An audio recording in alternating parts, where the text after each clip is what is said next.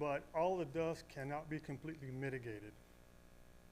So that means that, you know, the neighbors are going to have to live with some dust, and that some dust is not safe. Also, I did submit some pictures of some other plants that transport concrete product, and the whole road is just caked with concrete dust. It just looks pitiful. I also spoke with a representative from the Building and Planning Department in Tuscaloosa, and there is some, you know, kind of bizarre zoning going on, where you have, you know, some industrial, you know, right next to a house. It looks strange because it is strange, and he acknowledged that, and he said that he has a you know, plan going forward. It's called Framework Tuscaloosa, and that is acknowledging that mistakes were made in the past, and some decisions of the past, you know, may not be good for the present. So they're working to, you know, not just accept what the zoning was, you know, like 20, 30 years ago, but they're working to improve it and modernize it. And I think that's something we can do here in the city of Northport. And I think that this is a good place to start with. I think even if you know, this potential case moves, you still have the issue of the use of land. But instead of having someone you know, stay here with a potentially hazardous you know, type of industry, and a very unaesthetic type of industry, you know, you might, if you were to move now, you know, get another you know, resident that would stay a lot longer and be much more healthier by the community. So it's not just me who's potentially concerned. It's actually several neighbors I talked to. Several neighbors said they had children with asthma, and they're actually closer to the facility than I was. I asked them if they were notified, and they said no, they weren't. So, you know, so myself being further distance, I was notified, but they, you know, but they were not. I think that's, you know, kind of strange too, and that raises, you know, some procedural concerns that I have, which are at issue in today, because I think, you know, had they more time, then they would have been here today. The building and planning date was on the May 12th. Today's May 18th. That means there's only 3 business days, you know, that were in between. So I just don't think that's enough time to, you know, to make a sufficient informed, you know, response to, you know, to this proposal.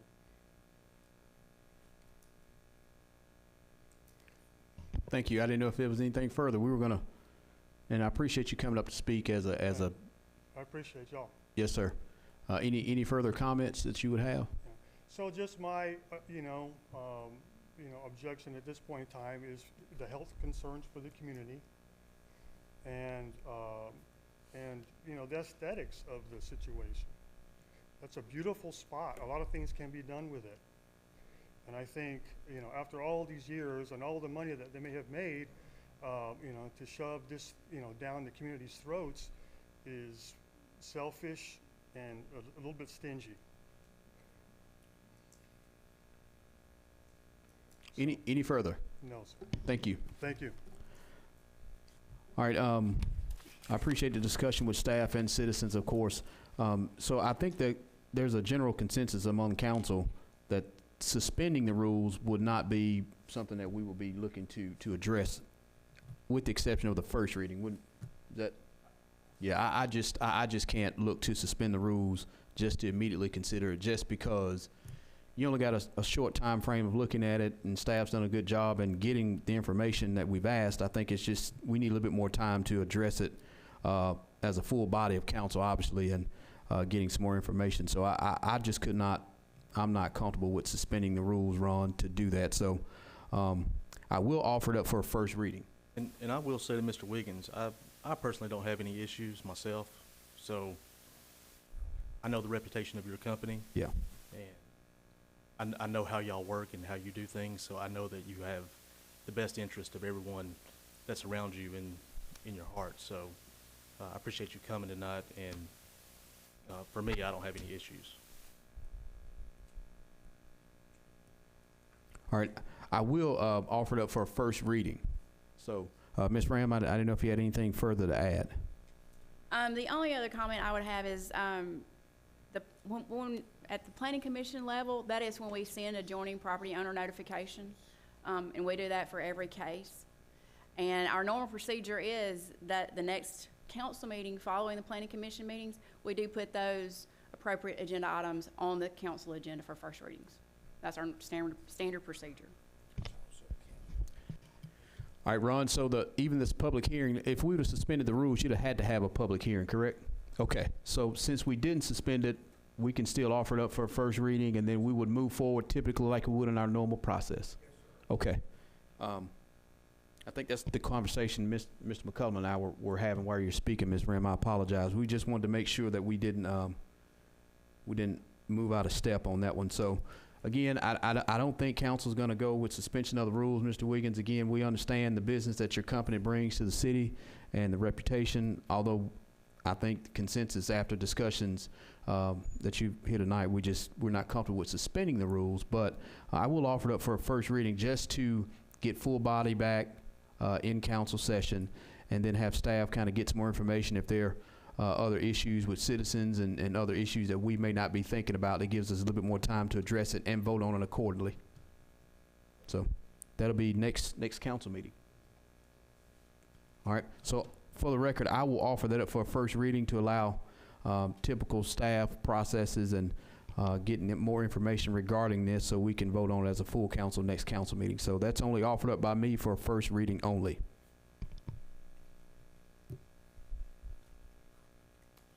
All right, moving forward, we have a second item. It's a first reading of a rezoning of 3.07 acres from RS3 and AG to RS3 and C3 located on Robert Cardinal Airport Road. Ms. Ram. Yes, our Brilliant Coal Company comes with this request.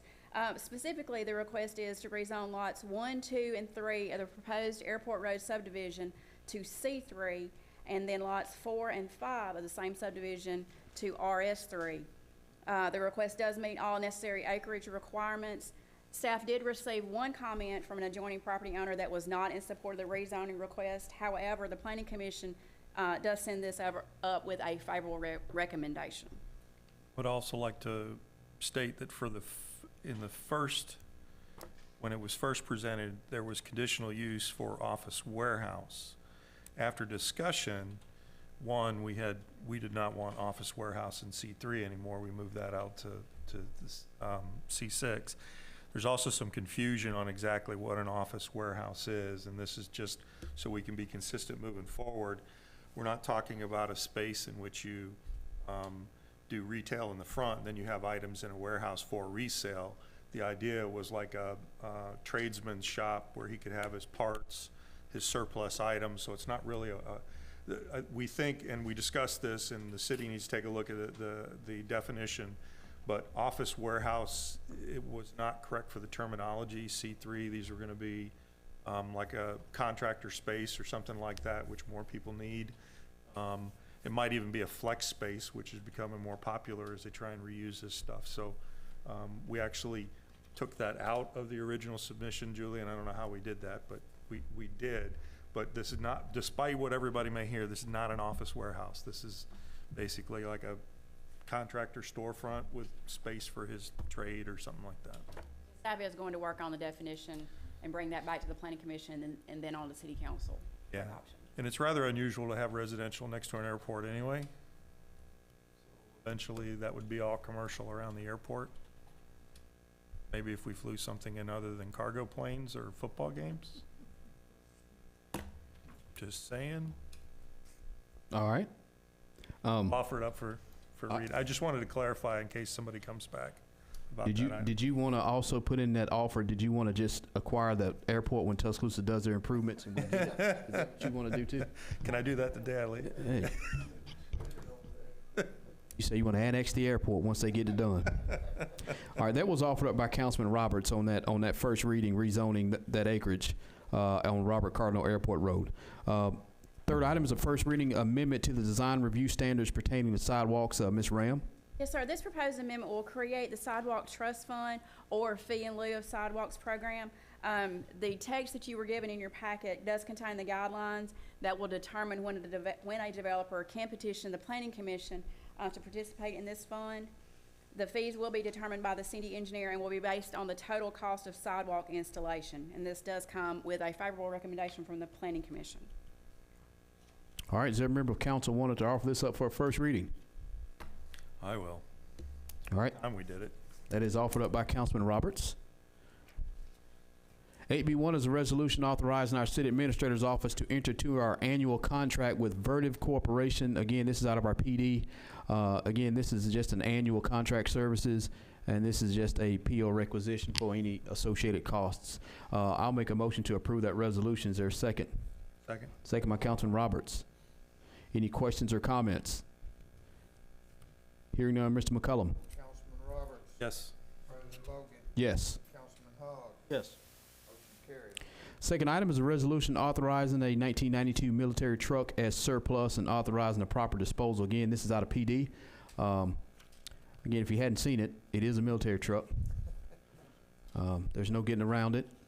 I'll make a motion to approve the resolution declaring this vehicle as surplus and authorizing its proper disposal. Is there a second? Second. Second by Councilman Hogg. Any questions or comments? Hearing none, Mr. McCullum. Councilman Roberts. Yes. President Logan. Yes. Councilman Hogg. Yes. Motion carried. Third item is a resolution adopting our Northport Municipal Water Pollution Prevention Report. Mr. Webb? Yes, President Logan, Mayor, members of council. Every year, ADM requires municipalities with wastewater systems to complete a municipal water pollution prevention annual report. This is a report of our entire wastewater system, including the collection lines, pump stations, and the treatment plant. In this report is all the operational financial data, along with any plans we have to address any deficiencies noted throughout the year. For you tonight is a resolution formally acknowledging that the council has received, reviewed, and approved the municipal water pollution prevention report. Thank you, Mr. Webb. I'll make a motion to approve that resolution adopting the annual municipal water pollution prevention report. Is there a second? Second. Second by Councilman Hogg. Any questions or comments? Hearing none, Mr. McCullum. Councilman Roberts. Yes. President Logan. Yes. Councilman Hogg. Yes. Motion carried. Item C, consent agenda. There are 9 items. They range from minutes of the previous meeting, bill listings, travel and training, and PO through our respective utility departments. Again, these are budgeted items for water and wastewater treatment operations. Again, is there a motion to approve the consent agenda as printed? That's a motion by Councilman Roberts. Is there a second? Second. Second by Councilman Hogg. Any questions or comments? Hearing none, Mr. McCullum. Councilman Roberts. Yes. President Logan. Yes. Councilman Hogg. Yes. Motion carried. Item 9, reports of special committees to council. If any member of council wanted to give a report from their committee or the mayor's office. Mr. President, Darren and I have been talking about we've been monitoring the budget closely. We will be doing a budget revision. I would like to say that the April numbers actually not signaled any dire warning yet. The problem is that that's from 30 to 60 days ago from tax collections. So I believe the May numbers come out the 20th, Darren? That's the deadline for them. So I think as we get through the May numbers, take a look at any trends and trends and analysis on what's going on with revenue.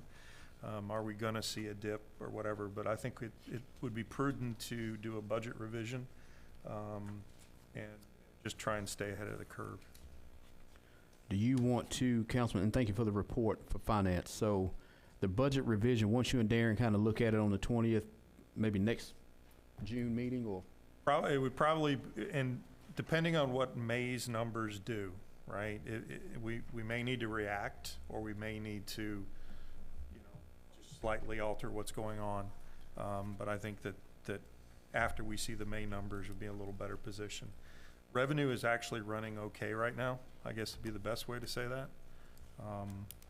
The city has not had to lay off any employees or reduce pay like a lot of other businesses have.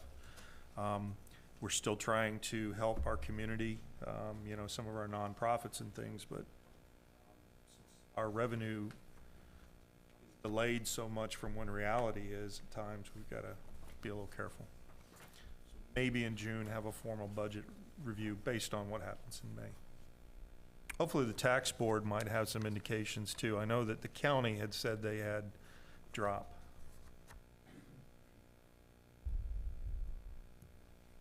Thank you, Councilman. Any further reports from our respective committees, or if the mayor wanted to report from her respective committee, which is all of them? I don't have anything, thank you. Yes, ma'am.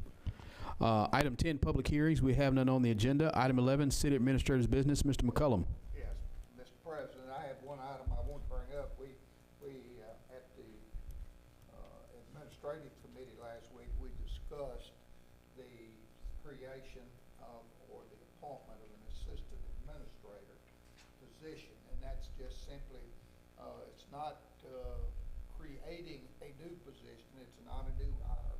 It's a designation by the administrator of an assistant, when in his absence, that the other department heads would have the ability to go to a go-to person to help with carrying out the day-to-day business of the city.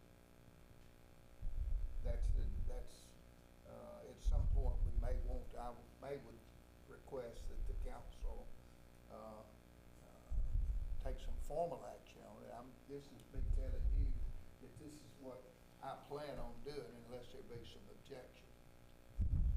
I think it's prudent to always have a backup plan for almost anything. Especially when Juanita says that you can't leave the beach. But anyway, if there's any questions, I feel, you know, we're not talking about a new hire here. We're simply talking about a designation of a current employee that will fulfill a dual role and help facilitate the day-to-day operations. Will that be something you'll bring back to council for a vote, or is that? Well, we may not need to. It's, I'll get an interpretation. I would hopefully after maybe some further discussion, we may want to formalize it with some designated duties, et cetera. All right, will you do that for me, Hardy? Would you get, I guess, the interpretation internal and then kind of bring it back? So I guess as a full body, I would feel more comfortable that we're just addressing it as a full body. Yes, Mr. President, will do. All right, any further business on the city administrator's office? We continue to work on getting our,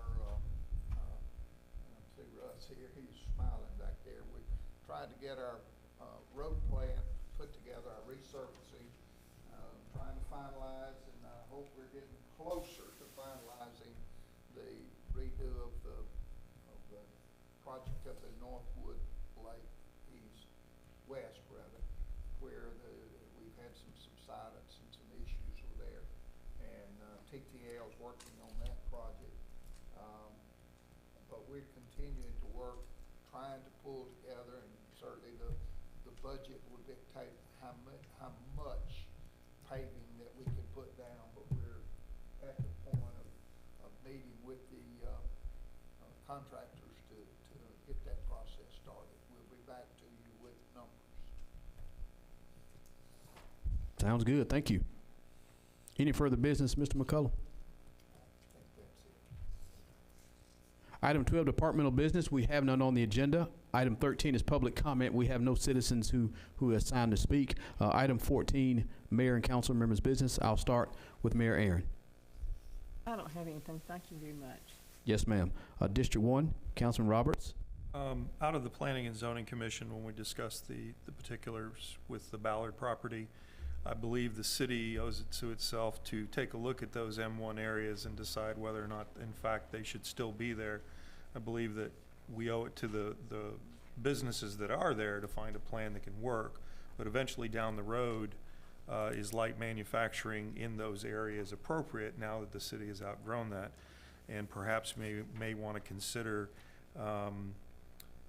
talking with the businesses to find a zoning that we can change to that would still allow people to operate. We may have to grandfather some businesses in or whatever, but I think if you look at the future,